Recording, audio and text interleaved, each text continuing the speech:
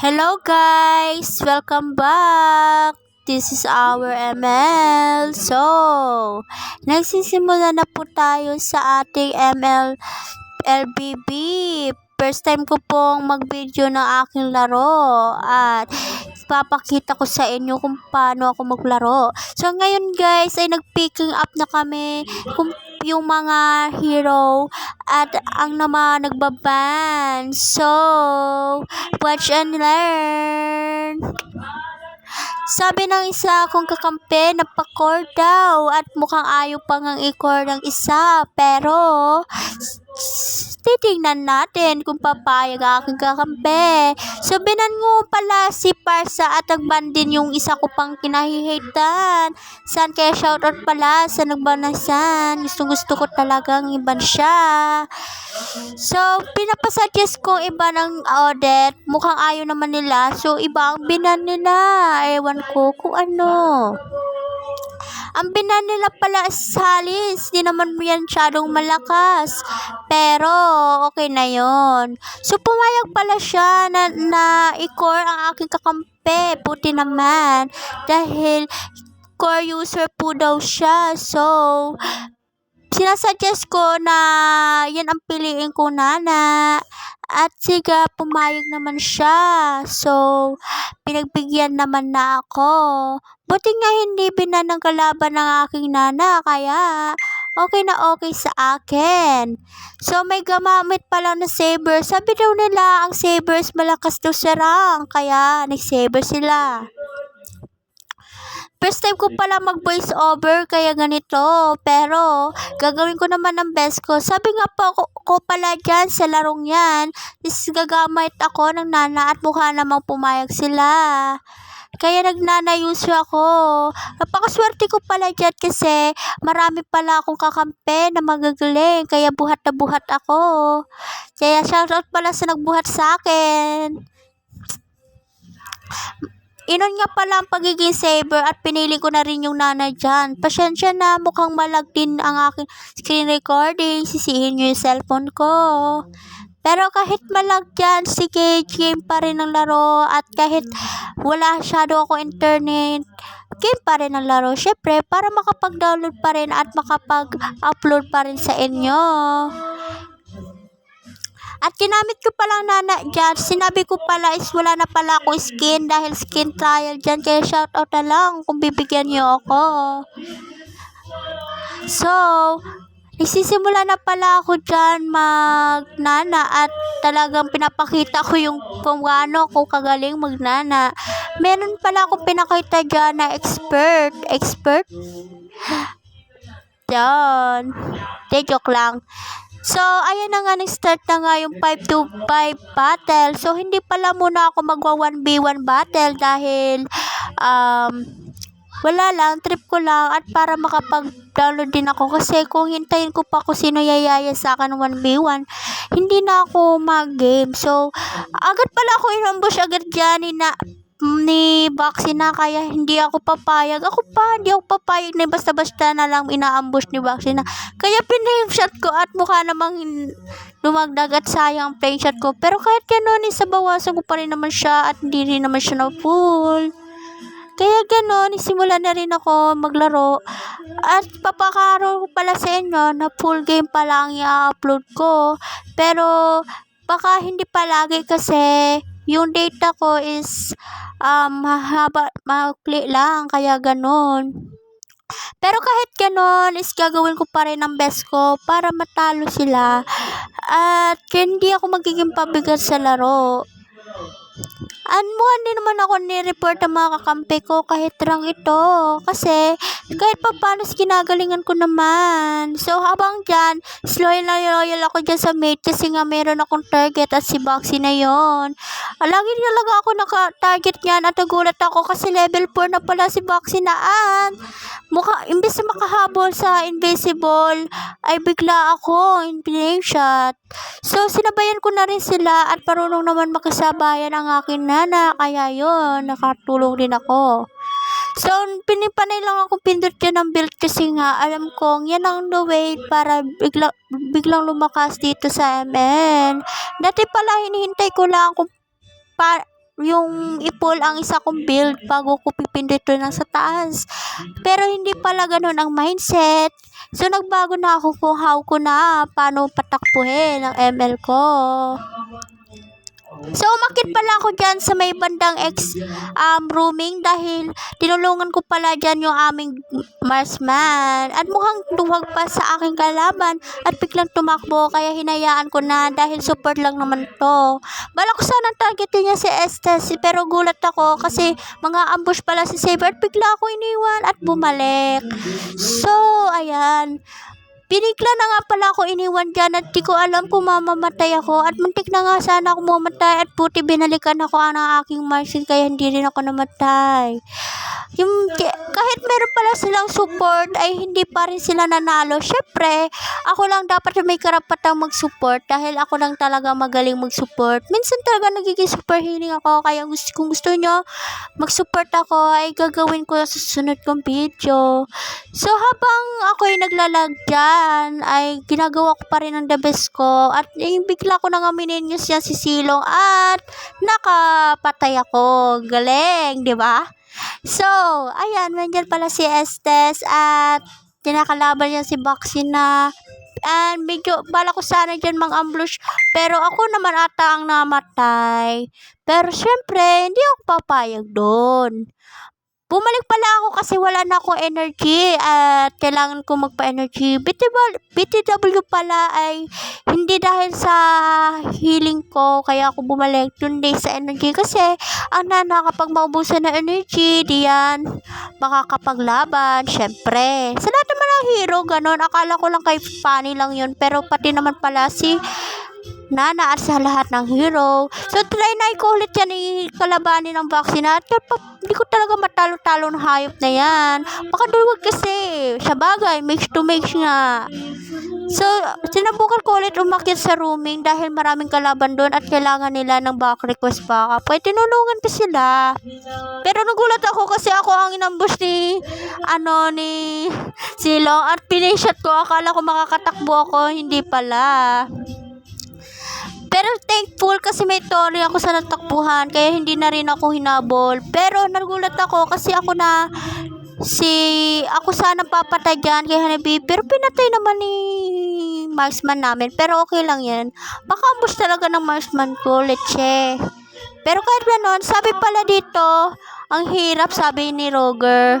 Roger kasi nangihirapan ka tuloy. Kasalanan mo yan. Shoutout sa'yo, Roger. So, umakit ako sa rooming at sinubukan ko na naman targetin tong vaccine na to. Inis na inis talaga ako dyan sa vaccine. Akalain mo yon balak talaga akong patayin. Pero syempre, hindi ako papayag. So, sinubukan ko na at napatay na naman. Akala ko ako makakuha kay Silong pero huli pala. So, okay lang yan. At least may naitulong. Sa pagiging roaming pala, para maging gold lane ka, ay kailangan marami kang tulong. So, mid lane mage ang gamit ko, hindi tuloy ako naging gold. Pero kahit pa paano naman is tanso, ay okay na yun kaysa maging chocolate, diba?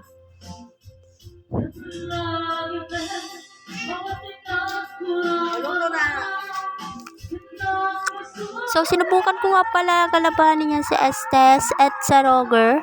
Pero, hindi pa rin nangyayari. Umakyat ulit sa XP kahit nababawasan na ako ng kapangyarihan and energy. Pero, di yan na rason para tuluyang matalo. Pero gulat ako kasi biglang tumulong sila kaya hindi ko natuloy. So, bumalik ulit ako. Paano yan? Nag-retreat na lang ako pero pala ko sana subukan yun kasi nga gusto ko nga pitasin si Estes pero hindi ko magawa kaya bumalik na naman ako at namatay ako. Bobo, imbes makatakas na yun, bumalik ka pa, leche. Pero kahit gano'n ang pagka-leche-leche ako, okay na yon at least may natulong naman ako sa kanila. So, habang nag-dit pa ako niyan, inaayos ko pa yung aking settings kasi mauubos. So, nag-shot nga pala ako dyan na mag-push sila dahil baka mapatay tayo at mapitas tayo ng makalaban. Kaya sumunod naman sila sa akin. Kaya thankful kasi sumunod sila sa akin. So, balak na nga nila mag-push dahil ayaw din naman nila matalo. Sayang kaya rank kaya yan. So, Kaya napitasan namin ang isa nilang tore, kaya sumunod na kami sa pangalawang tore. Pero bigla namang emepal yung minions at napindot ko pa nga ang aking ulti sa minions, leche. Pero kahit ganon, sinubukan ko pa rin lumaban kahit wala ng ulti.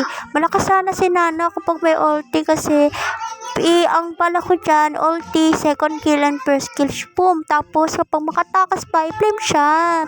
Pero hindi na ganun ang nangyari. Pero kahit pa paano naman, ay may kwenta-kwenta naman ako sa team na to. Kaya shoutout sa mga magagaling kong kakampi. At tingnan nyo naman kung kagaano kami kalamang sa kalaban. 18/11, talagang talo. Palakpan nga nila palakpan naman nilang itry to, pero hindi nila nagawa dahil ang lakas pa naman ng Dairot user ata to shoutout sa Dairot na to. Minsan nakakainis to kasi kinikihis yung mga patay ko, pero kahit pa paano may silbi naman. Kaya try ko sanang patayin sa Estes, pero inunahan ako ng Marksman, kaya ganun. So, habang naglalaro ako dyan, ay nagpapatay ako ng turtle. Ay, hindi ko na pala tinuloy kasi may bala kong patayin at yung si Hanabi. Pero kahit pinatay ko to si Hanabi, is nakatakas pa rin at bigla naman humarang ang robot. Kaya playing shot ko, akala ko matutulak. Di pa lang, tigas po talaga ng robot ng vaccine na to. At trinay ko nga targetin ng red buff namin, pero hindi nagawa. Pero buti na lang may visible. Kaya nga like ko talaga pag magnanana ako kasi nagbe-visible siya. Pero kahit nagbe-visible, hindi ko pa rin yun ginawang dahilan para hindi ituloy ang aking laro. Kaya nag-retreat lang muna ako at umuwi para magpahil. Medyo lamang na talaga kami sa kalaban. 23/11 na kami. Kaya talagang thankful ako kasi buhat talaga ako. Akala ko nga is mapupush ang aming tore dahil ang mga kalaban namin is pusher. Pero syempre, papayag ba yun kami? Syempre hindi. Pag pupush ang kalaban, magpupush din kami, ano yun? Siniswerte? Papabayaan ko sila? Wala.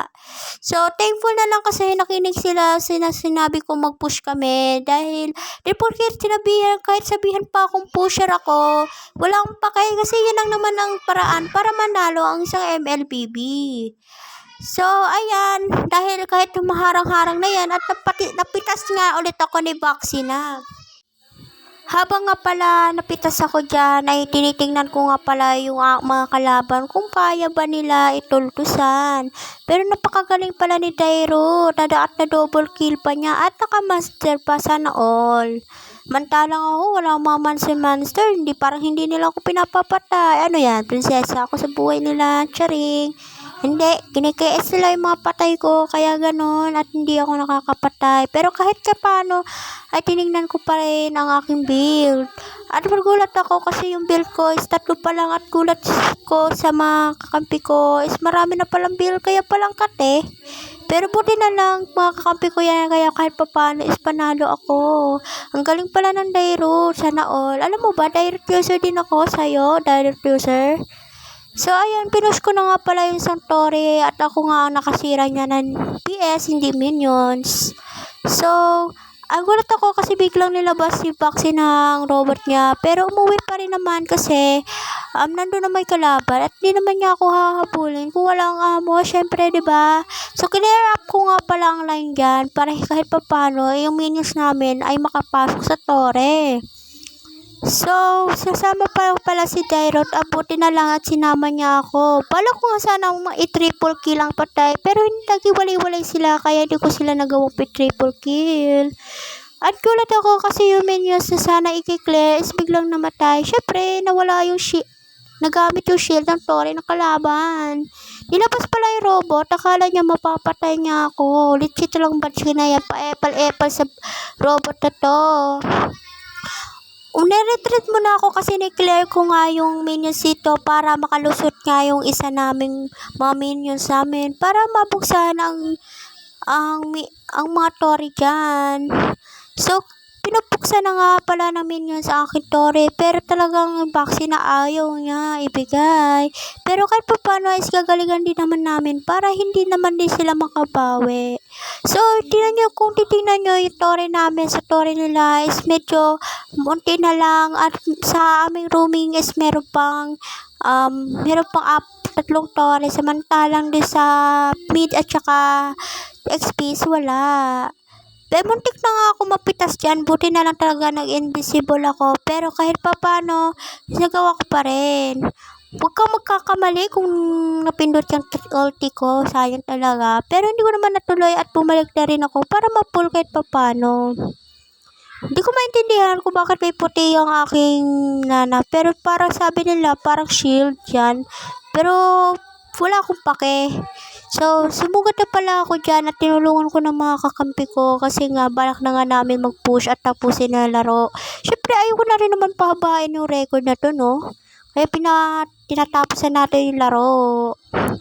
So, thankful ako kasi nag-lord ang aming marksman. Ang galing talaga nung gumamit ang marksman na yan. Kahit ang list mahina sa rank, depende pa rin naman sa gagamit. Kung marunong ka talaga gumamit, wala pa rin yun. Magiging malakas yun. Mudamag. So, ayun, kahit siya, may silbi pa rin naman. So, pala ko nga talaga siyang i-ultihan, pero sayang din naman yung ulti ko, kaya bumalik na lang din ako at pumunta doon na lang sa taas. Pala ko nga patay ang robot, pero kaya naman pala mawala kukusa. Kaya pag lumalabas talaga si Baxina, iniiwasan ko na lang. Wala eh.